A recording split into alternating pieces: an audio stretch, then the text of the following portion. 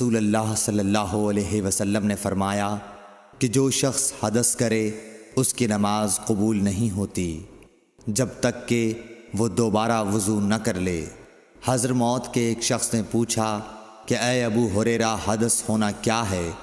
آپ نے فرمایا پخانے کے مقام سے نکلنے والی آواز والی یا بے آواز والی ہوا۔ صحیح بخاری حدیث نمبر 135۔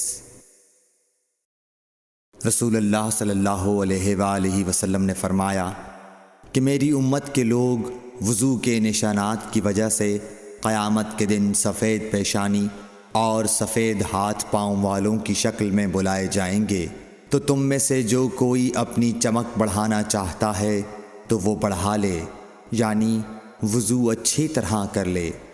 صحیح بخاری حدیث نمبر 136۔ رسول کریم صلی اللہ علیہ وسلم سے شکایت کی گئی کہ ایک شخص ہے جسے یہ خیال ہوتا ہے کہ نماز میں کوئی چیز یعنی ہوا نکلتی معلوم ہوئی ہے۔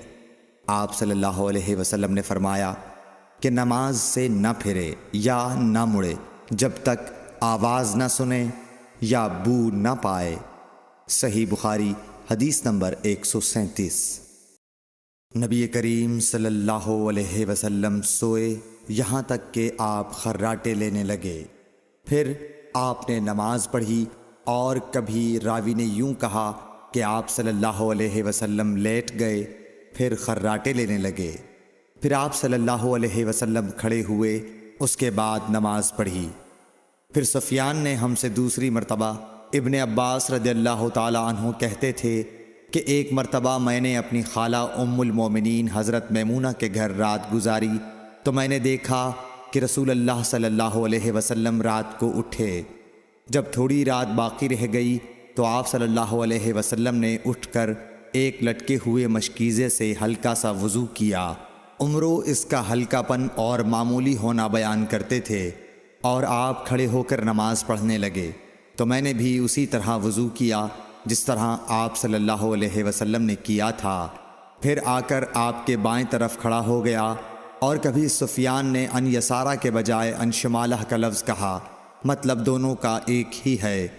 پھر آپ صلی اللہ علیہ وسلم نے مجھے پھیر لیا اور اپنی داہنی جانب کر لیا، پھر نماز پڑھی جس قدر اللہ کو منظور تھا، پھر آپ لیٹ گئے اور سو گئے حتیٰ کہ خراٹوں کی آواز آنے لگی۔